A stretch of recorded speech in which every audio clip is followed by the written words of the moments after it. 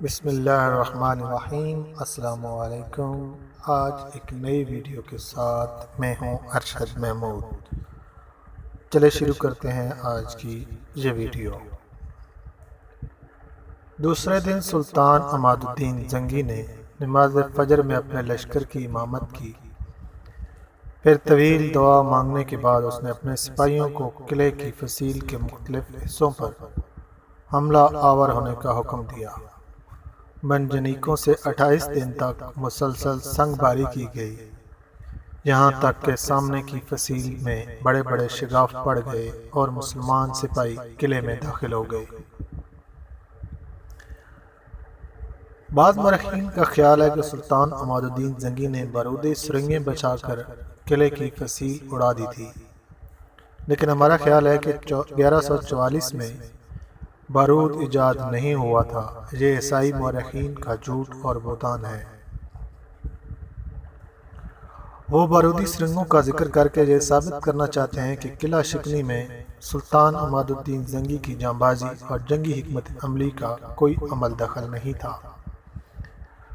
بس یہ بارودی سرنگوں کا کمال تھا کہ جوسلن ثانی کے مضبوط قلعے کی فصیل زمین بوس ہو گئی اور اسلامی لشکر اندر داخل ہو گیا۔ اس سے 50 سال پہلے شاہ یروشلم گاڈفرے نے بیت المقدس کی فتح کے وقت جس بے رحمی کے ساتھ مسلمانوں کا خون بہایا، اہل ایمان وحشت اور درندگی کے اس منظر کو بھی تک نہیں بھولے تھے، اور ان کے سینے آتش انتقام سے دہک رہے تھے۔ یہی وجہ تھی کہ سلطان عماد الدین زنگی کے سپاہی قلعہ اڈیسہ کی اینٹ سے اینٹ بجا دینا چاہتے تھے۔ اسی جذبے کے تحت مسلمانوں کا حملہ اس قدر شدید تھا کہ عیسائی سپاہیوں کی صفیں درم برم ہو کر رہ گئیں۔ خود سلطان عماد الدین زنگی کے جوش کا عالم یہ تھا کہ اپنے محافظ سپاہیوں کو پیچھے چھوڑ کر اکیلا دشمن کی صفوں میں گھس جاتا تھا۔ جنگ اڈیسہ میں بھی ایسا کئی بار ہوا۔ نجم الدین ایوب اور اسد الدین شیر کو سلطان کے دوش بدوش لڑ رہے تھے۔ دونوں بھائیوں نے کئی مرتبہ سلطان کو سمجھانے کی کوشش کی، آپ خود کو ہلاکت میں نہ ڈالیں، کسی فرمانروا کے لیے یہ طریقہ جنگ مناسب نہیں۔ سلطان عماد الدین زنگی اپنے سپہ سالاروں کو سخت لہجے میں جواب دیتا، ہلاکت و عافیت صرف اللہ کے اختیار میں ہے، قبر کی رات تو قبر ہی میں کٹے گی۔ پھر چند گھنٹوں بعد ہی عیسائی فوجیں پسپا ہو گئیں۔ مسلمان سپاہی قلعے کی بلند دیواروں کو انسانی خون میں ڈبو دینا چاہتے تھے، مگر سلطان عماد الدین زنگی نے ایک سخت فرمان کے ذریعے اپنے فوجیوں کو عیسائیوں کے قتل عام سے روک دیا۔ عام شہریوں کے ساتھ ہتھیار ڈالنے والے سپاہیوں کو بھی امان بخشی گئی۔ پھر جب یہ طوفان بلاخیز تھم گیا تو سلطان عماد الدین زنگی نے تمام قیدیوں کو رہا کر دیا اور عیسائیوں کے گھروں سے لوٹا ہوا مال بھی انہیں واپس کر دیا۔ اڈیسہ کا حکمراں جوسلن ثانی کسی خفیہ راستے سے فرار ہو گیا تھا۔ اڈیسہ کی شکست کی خبر سن کر پوری عیسائی دنیا میں صف ماتم بچھ گئی۔ یروشلم کے پادری شمون نے اپنا گریبان چاک کر دیا اور سر کے بال نوچ ڈالے۔ وہ بہت دیر تک سینہ کوبی کرتا رہا، پھر گرہ ازاری کرتے ہوئے آسمان کی طرف دیکھ کر بولا، یسوع مسیح تم اپنے نام نواؤں کی مدد کو نہیں آئے، یہاں تک کہ عیسائی کثر اقتدار کا پہلا اہم ستون گر گیا۔ میں نہیں جانتا کہ اب مسلمانوں کے قدم کہاں رکیں گے، اے مقدس باپ تو ہی انہیں روک کہ ہم بہت عاجز و ناتواں ہیں۔ ایک ہی شکست نے صلیبیوں کے ہوش و حواس اڑا دیے تھے، دوسری طرف مسلمانوں کی مسرت کا یہ عالم تھا کہ عربی کے بڑے بڑے شاعروں نے سلطان عماد الدین زنگی کی شان میں طویل قصیدے لکھے تھے۔ علماء اور مشائخ نے سلطان کو محافظ اسلام اور مجاہد کبیر کے القاب سے یاد کیا۔ اس کے ساتھ ہی خلیفہ بغداد کا فرمان جاری ہوا کہ عماد الدین زنگی کا نام خطبات میں شامل کیا جائے۔ اڈیسہ کی فتح کے بعد سلطان عماد الدین زنگی نصرت و فتح کا پرچم اٹھاتا ہوا دریائے فرات کے مشرقی علاقے کی طرف بڑھا اور کئی شہر فتح کر ڈالے۔ ان میں سیروج کا مشہور قلعہ بھی شامل تھا۔ وہ 541 ہجری کی ایک سیاہ رات تھی جب سلطان عماد الدین زنگی نے قلعہ جبر کا محاصرہ کر لیا تھا اور وہ اپنے خیمے میں گہری نیند سویا ہوا تھا۔ پہرے پر ایک مسلح غلام جب آدھی رات سے زیادہ بیت گئی اور ہر طرف سناٹا پھیل گیا تو وہ غلام دبے قدموں اپنے آقا کے خیمے میں داخل ہوا اور سلطان کے سرانے جا کر کھڑا ہو گیا۔ شمع کی مدھم روشنی میں غلام کی نظریں سلطان کے چہرے پر مرکوز تھیں۔ پھر جب اسے پورا اطمینان ہو گیا کہ سلطان پر گہری نیند کا غلبہ طاری ہے تو اس نے آہستہ سے تلوار نکالی اور پے در پہ سلطان پر کئی وار کیے۔ 65 سالہ سلطان نے سنبھلنے کی بہت کوشش کی مگر خون اس قدر زیادہ بہہ چکا تھا کہ تھوڑی ہی دیر میں عماد الدین زنگی کی موت واقع ہو گئی۔ قاتل غلام رات کے اندھیرے میں فرار ہو گیا۔ لوگوں کا خیال ہے کہ قلعہ جابر کے حاکم نے زر کثیر دے کر سلطان کے غلام کو خرید لیا تھا، لیکن حقیقت یہ ہے کہ عماد الدین زنگی کا وہ غلام اپنے عقیدے کے اعتبار سے باطنی تھا اور حسن بن صباح کا پیروکار۔ اگرچہ شیطان حسن بن صباح کو مرے ہوئے کافی عرصہ گزر چکا تھا مگر اس کے فدائین دنیا بھر میں پھیلے ہوئے تھے اور مسلمانوں کی صفوں میں شامل ہو کر اسلام کو شدید نقصان پہنچا رہے تھے۔ سلطان عماد الدین زنگی کی شہادت کی خبر مسلمانوں پر برق بن کر گری۔ محافظ اسلام اور مجاہد کبیر کی شہادت نے پوری ملت اسلامیہ کو سوگوار بنا دیا۔ دوسری طرف عیسائی دنیا میں جشن کا سا سماں تھا۔ صلیبیوں کی اکثریت شراب پی کر رقص کر رہی تھی۔ تمام گرجوں میں خصوصی عبادتوں کے بعد کہا جا رہا تھا، خداوند خدا نے 2 سال کے اندر ہی مسلمانوں سے اڈیسہ کی شکست کا انتقام لے لیا۔ شاہ یروشلم نے اپنے درباریوں سے خطاب کرتے ہوئے کہا، یہ مقدس باپ اور بیٹے کا قہر ہے جو مسلمانوں پر نازل ہوا ہے۔ اب وہ زندگی بھر صلیبی ریاستوں پر بری نظر ڈالنے کی ہمت نہیں کریں گے۔ سلطان عماد الدین زنگی بڑا وجیہ اور پرشکوہ انسان تھا۔ بڑے سے بڑا بہادر بھی اس سے آنکھ ملا کر بات نہیں کر سکتا تھا۔ وہ عابد و زاہد بھی تھا اور منصف و عادل بھی، رحم دل بھی تھا اور فیاض و سخی بھی۔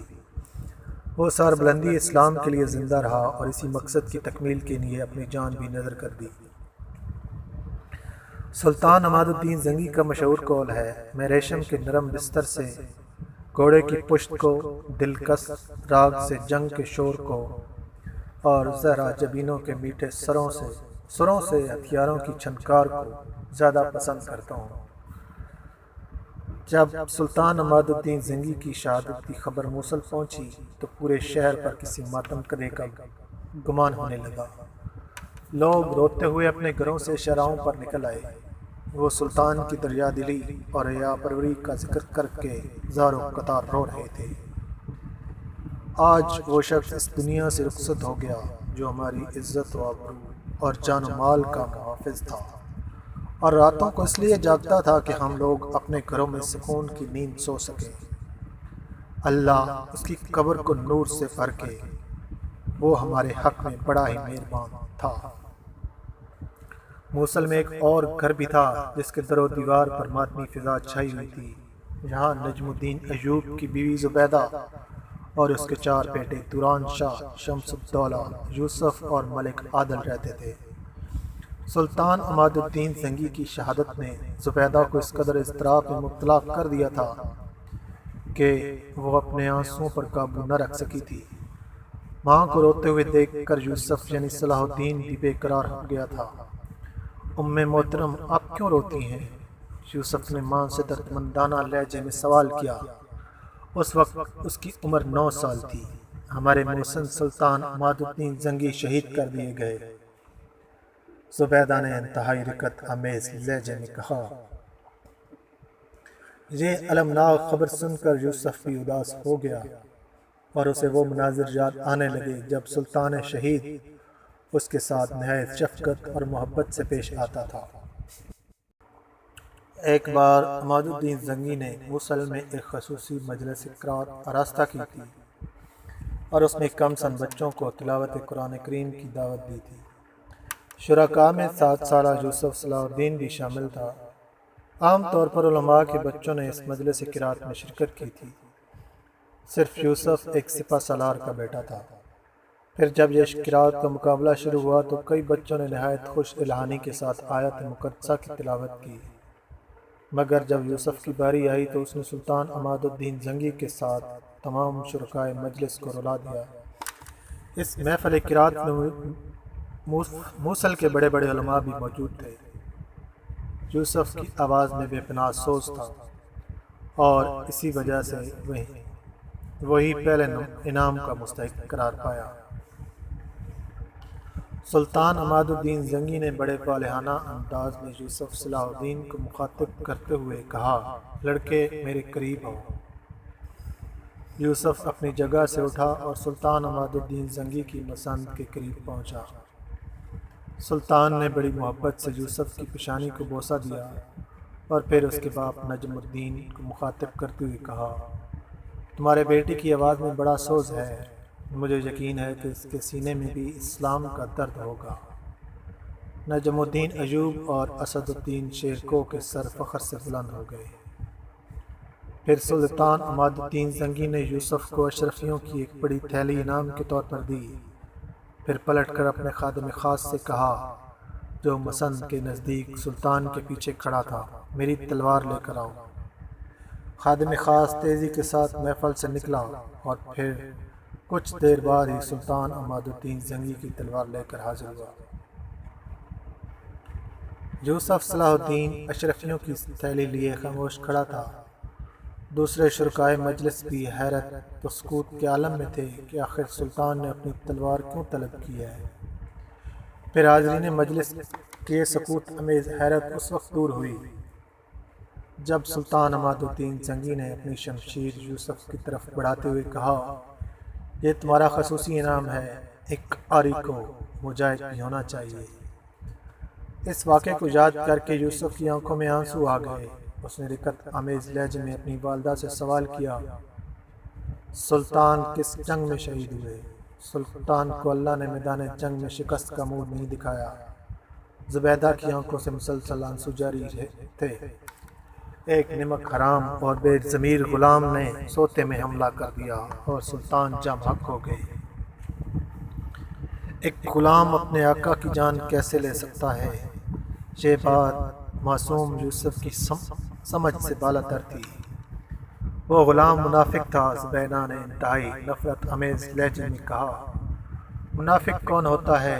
یوسف صلاح الدین نے حیرت و استعجاب کے ساتھ پوچھا، وہ لوگ جو مسلمانوں کے نام رکھ لیتے ہیں مگر اندر سے اللہ کو نہیں مانتے۔ زبیدہ نے معصوم یوسف کو سمجھاتے ہوئے کہا، سلطان کا غلام بھی ایک ایسا ہی شخص تھا، میں بڑا ہو کر سلطان کے قاتل سے بدلہ لوں گا۔ یکا یک جوش غضب سے یوسف کا چہرہ سرخ ہو گیا۔ میرے بچے، جب تم جوان ہو جاؤ گے وہ مرد پتہ نہیں کہاں ہوگا، مر بھی چکا ہوگا۔ زبیدہ نے انتہائی شکستہ لہجے میں کہا۔ یوسف کچھ دیر تک خاموشی سے کھڑا سوچتا رہا، پھر وہ تیزی کے ساتھ ماں کے کمرے سے نکل گیا۔ زبیدہ بیٹے کی اضطراری حرکت دیکھ کر گھبرا گئی اور پھر خود بھی اٹھ کر یوسف کے پیچھے پیچھے چلی گئی۔ اتنے میں یوسف ایک تلوار لے کر پلٹا۔ زبیدہ بیٹے کا یہ رنگ دیکھ کر پریشان نظر آنے لگی۔ یوسف نے شمشیر آوزار کو بے نام کرتے ہوئے کہا، ام محترم، یہ وہ تلوار ہے جو سلطان نے مجھے انعام میں دی تھی۔ زبیدہ اس تلوار کو پہچانتی تھی مگر وہ یوسف کی بات کا مفہوم سمجھنے سے قاصر تھی۔ میں اس تلوار سے ان لوگوں کو قتل کروں گا جو اسلام کے دشمن ہیں۔ نرم نازک جسم والا یوسف اس وقت ایک چٹان کی طرح نظر آ رہا تھا۔ یہ میرا اللہ سے وعدہ ہے کہ میں منافقوں کو نہیں چھوڑوں گا۔ پھر جب سلطان عماد الدین زنگی کی تدفین کے بعد نجم الدین ایوب اور اسد الدین شیر کو موصل واپس آئے تو ایک بار پھر گھر کی فضا سوگوار ہو گئی۔ نجم الدین ایوب رو رو کر اپنے آقا کے احسانات شمار کرا رہا تھا۔ پھر اس نے ایک سرد کھینچ کر کہا، مجھے زندگی بھر اس کا افسوس رہے گا کہ میں آخری وقت میں اپنے آقا کے لیے کچھ نہ کر سکا۔ میرا خیمہ سلطان کے خیمے سے بہت دور تھا۔ اسد الدین شیرکو کی آنکھوں میں بھی آنسو تھے۔ میں نے بھی سلطان کو بارہا سمجھایا تھا کہ وہ اس وقت حالت جنگ میں ہے، اسی لیے انہیں کسی ایک فرد پر بھروسہ کرنے کی بجائے مکمل حفاظتی دستہ قائم کرنا چاہیے۔ اسد الدین شیرکو نے اداس لہجے میں کہا، کاش سلطان نے میرا مشورہ قبول کر لیا ہوتا تو یہ المناک واقعہ رونمار نہ ہوتا اور ملت اسلامیہ ایک عظیم مجاہد سے محروم نہ ہوتی۔ بہت دیر تک کسی قسم کی گفتگو ہوتی رہی۔ زبیدہ بھی اپنے محسن کے غم میں پورے خلوص و دیانت کے ساتھ شریک تھی اور اس کی آنکھیں بھی اشک برسا رہی تھیں۔ یوسف بھی اس واقعے سے بہت زیادہ متاثر تھا اور اس کے معصوم ذہن میں یہ بات اچھی طرح نقش ہو گئی تھی کہ دنیا میں اسلام کے بے شمار دشمن موجود ہیں۔ چند روز تک موصل اور شام کی فضا بہت سوگوار رہی۔ بغداد میں عباسی خلیفہ مقتدی نے بھی سلطان عماد الدین زنگی کا سوگ منایا۔ تمام مسجدوں مدرسوں میں سلطان شہید کے لیے اجتماعی دعائیں کی گئیں۔ غریب اور محتاج لوگوں میں صدقات اور کپڑے تقسیم کیے گئے۔ سلطان عماد الدین کے 4 بیٹے تھے، سیف الدین غازی، نور الدین محمود، قطب الدین مودود اور نصر الدین امیران۔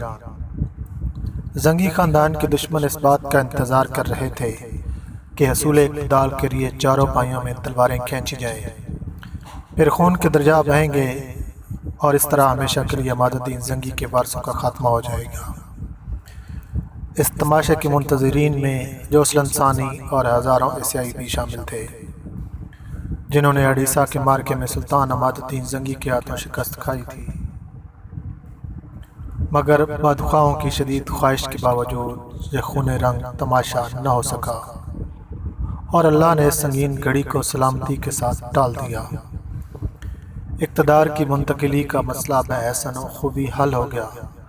زنگی کے سب سے بڑے بیٹے سیف الدین غازی کے حصے میں موصل کا علاقہ آیا اور دوسرے بیٹے نور الدین محمود زنگی نے شام میں اقتدار سنبھال لیا۔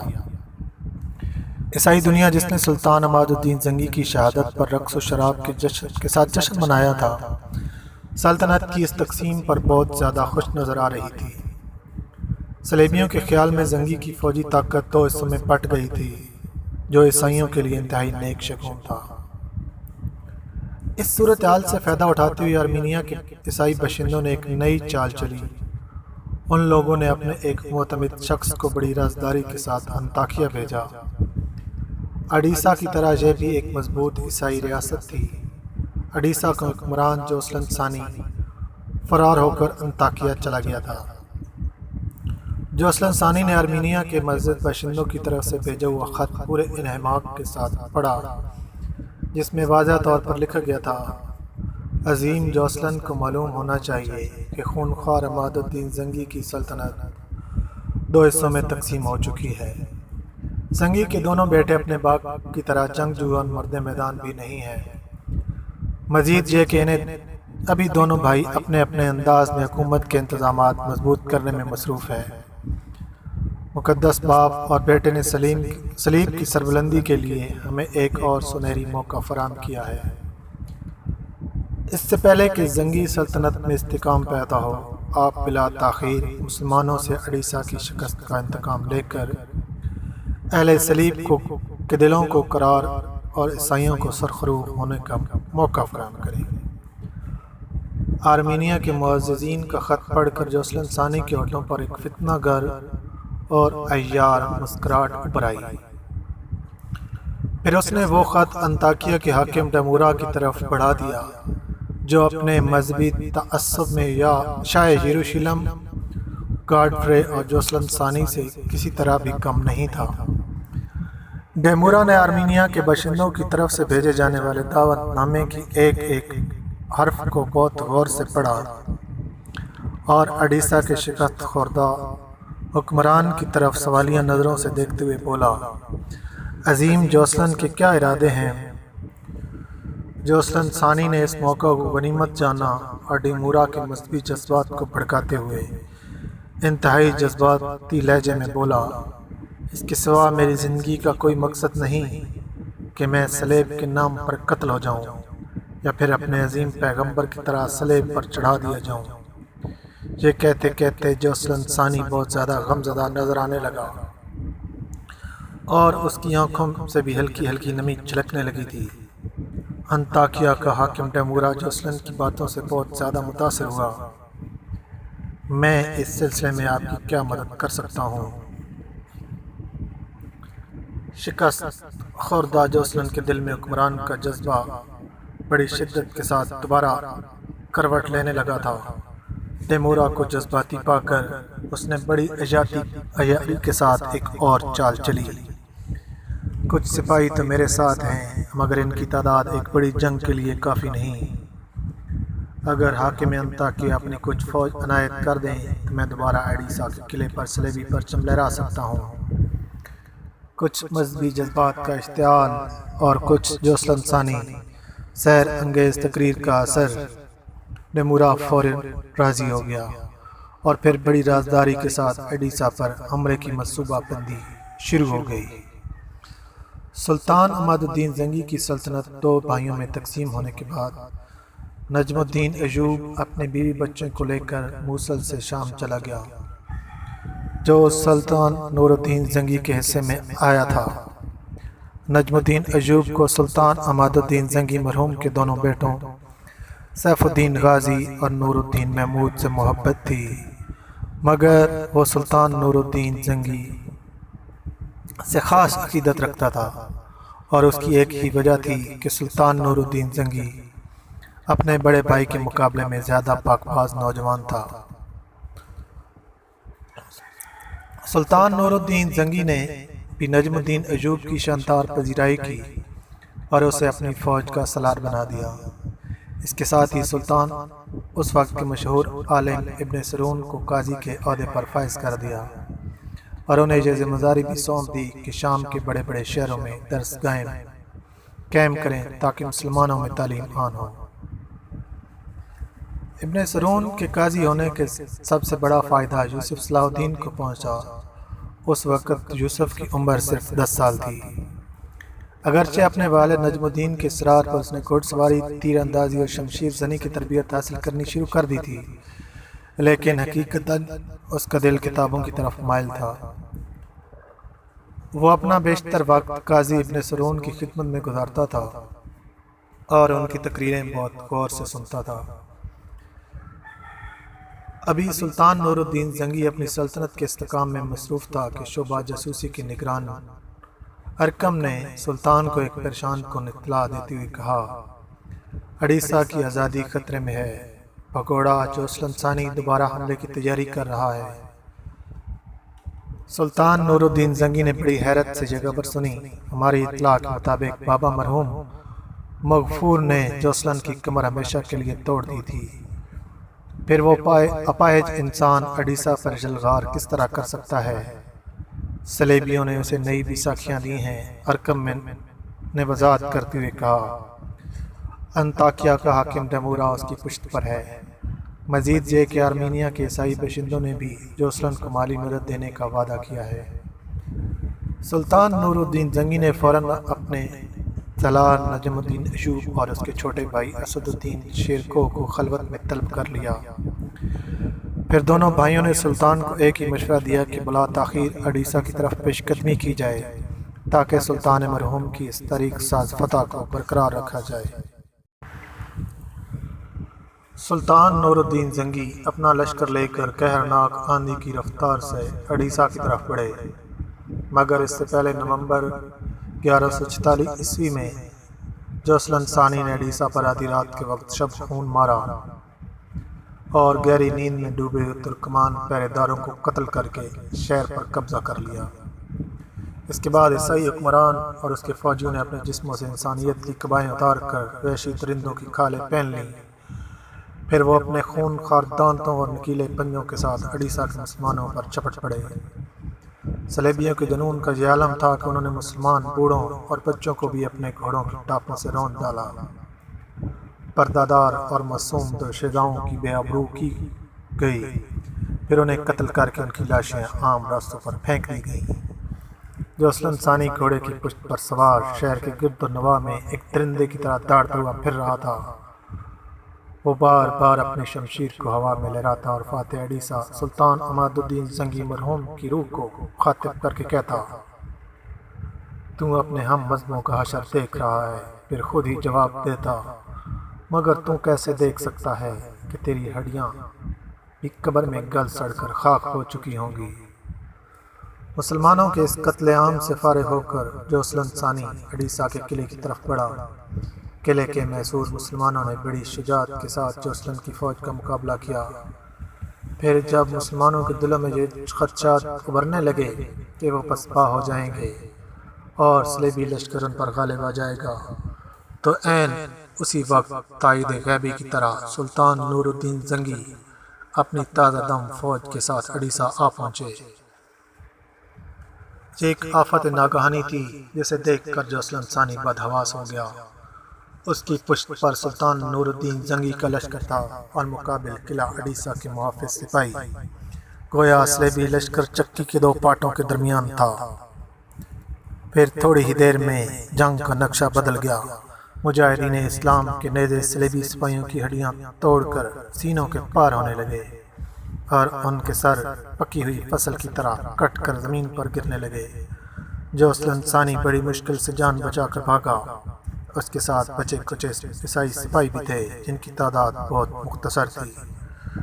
جو اسلم کے فرار کا منظر دیکھ کر سلطان نور الدین زنگی نے نہایت غضبناک لہجے میں اپنے سپاہیوں کو حکم دیا، اس درندے کا وہاں تک تعاقب کرو کہ اللہ کی وسیع اور عریض زمین تنگ ہو جائے اور اس کے لیے کوئی جائے امام باقی نہ رہے۔ اگر وہ تمہاری شمشیروں کی زد میں آ جائے تو اسے قتل مت کرنا۔ میری آنکھیں اسے گرفتاری کی حالت میں دیکھ کر زیادہ روشن ہوں گی اور میرے بے قرار دل کو زیادہ اطمینان حاصل ہوگا۔ اپنے سلطان کا حکم سن کر مجاہدین اسلام عقابوں کی طرح اس کے اپنے شکار پر جھپٹے اور دریائے فرات تک صلیبی لشکر کا تعاقب کیا۔ انجام کار ایک معمولی مزاحمت کے بعد عیسائی سپاہیوں نے ہتھیار ڈال دیے اور جو اسلم ثانی زندہ گرفتار ہوا۔ آج کے ساتھ اس ویڈیو کا اختتام ہوا۔ ملتے ہیں نیکسٹ ویڈیو میں، تب تک کے لیے اجازت دیجیے۔ اللہ حافظ۔